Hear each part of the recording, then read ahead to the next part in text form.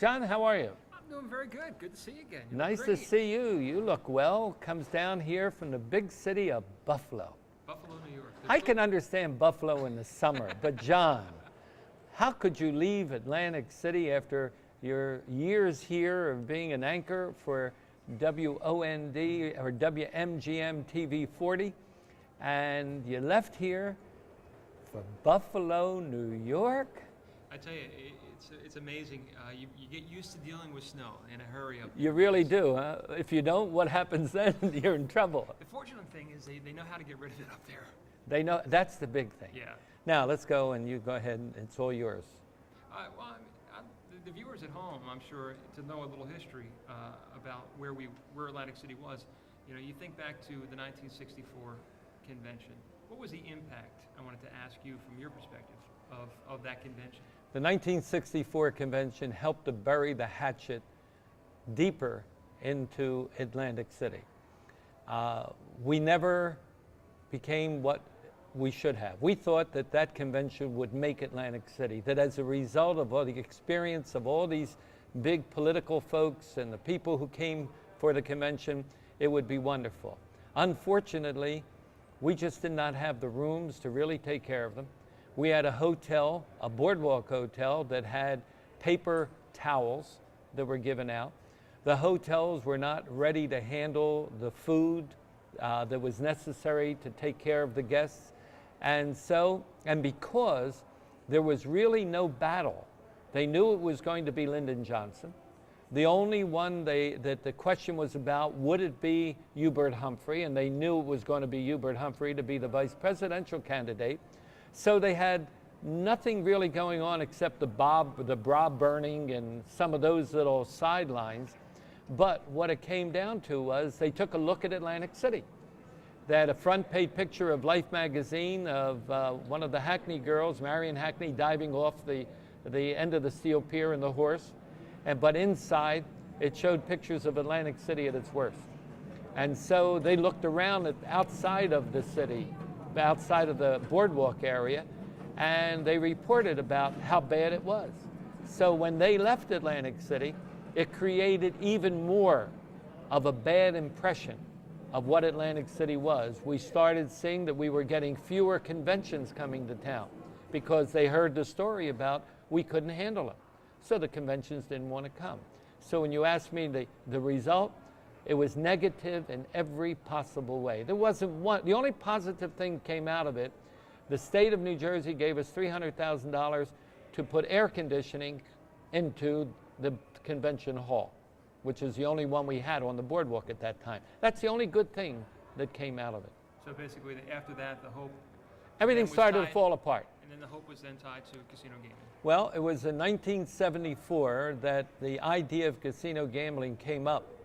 And they said that it could be in any part of the state of New Jersey as long as the county voted for it and the municipality voted for it. When it went before the public, it was voted down in 1974 because they didn't want it statewide. We thought it was done forever.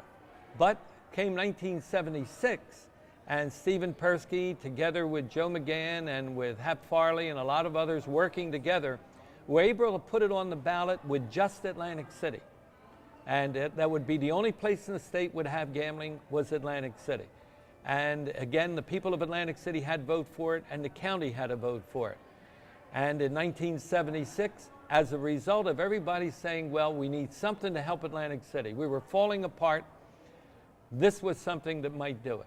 And so the rest of the state chipped in together and said, okay, let them have it in Atlantic City only.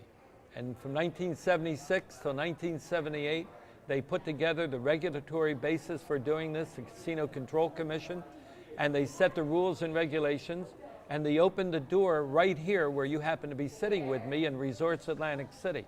And the day they opened, the casino filled up. There were people standing in line waiting to play, plus there was a line 10 blocks down the boardwalk, about 20 across, waiting to come into the casino. And this was every single day that they were waiting to come in. There was so much money come in, they were taking it out in buckets. The president of the hotel, John Crosby, and Mr. Davies and Steve Norton were going around in buckets taking the money. They couldn't get it into the hopper fast enough to be counted. That's how much money was coming in. Until Caesars opened its door to take some of the pressure off, and then Bally's came along, and then others along the way. What were some of the early problems that they faced in starting up casino gaming here? The early problems were too much regulation. The regulators came in and told you how big the room could be. They told you what color paper to have on the wall, almost what color toilet paper to use. Every advertisement that you put out had to be approved by the Casino Control Commission.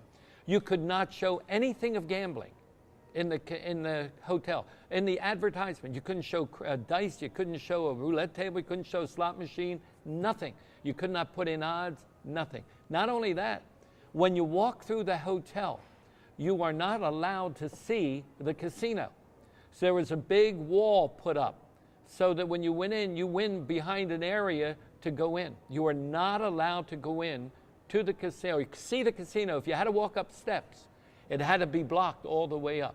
They did not allow you to see this. So they were just over-regulated and piles of books in order to get anything done. It was absolutely horrendous in order to get it started. And the city itself, to a certain extent, was ignored. Oh yes, the monies in order to help the infrastructure. I remember very well, I was there when the governor said, we will take, and in fact I did an interview with him. And Governor Burns said, Pinky, we're going to take my cabinet and we're going to make them a committee of one to make it easy for these entrepreneurs to come in and build in Atlantic City. And what did it come out to building? I went into the room. They had booklets going from the floor to the ceiling, all of them that had to be submitted to the state in order to be able to get their approval to build, to do anything. You just couldn't do it. Couldn't do it at all. They had to have entertainment 7 days a week. You had to have live music the 7 days a week. All of that had to be done. If you were advising, as you have advised so many cities and stuff that have come in here, what advice would you have for Western New York? I want to make sure that the local municipality gets the wherewithal financially and the cooperation of the state and the municipal government to provide for the infrastructure, the roads that are going to bring the people in and take them out. The municipality is going to get its help so that there is going to be enough housing in the area for those people who are going to come and work. Because the rest of a city like Buffalo is an established city. They have all their people are working, or a good percentage of their people are working now. Where you find a problem is the casinos, in order to get help, we're taking people from the banks, the tellers in the banks who could handle money and count fast. They're immediately given double the salary they were getting at the banks. The City of Atlantic City's policemen were given more money to come in and be security folks here. So we found that they were raiding the people that were already established. And so those folks had to go get new people come in. So there's got to be sufficient time to train the people and get them in and provide the type of persons that are going to do the job and do them right. But also to make sure that your local folks are taken care of properly. In addition to which, you don't want to do something that is going to hurt. New Orleans has set it up where the gamblers, the casinos cannot have restaurants so that the people will go out, because that was their concern. New Orleans is a restaurant town. So they wanted to make sure that they're not going to be hurt by the new restaurants or restaurants coming in a casino. That's something you got to think about. We're going to be breaking for the latest national and local news, and we'll be back on the other side with you. I'm here. John Kosich is with us, formerly of WMGM TV 40, now up in Buffalo. And we'll be back with our second hour in Pinky's Corner, coming to you live and direct from Resorts Atlantic City, where it's our pleasure to be with you and always invite your participation. Don't go away. We'll see you in a couple of minutes after you hear the latest national and local news from Pinky's Corner at Resorts Atlantic City. Here's the news. Now, how much more do you want to do? That was exactly my last question. Okay. Perfect. WOMD.com. All right.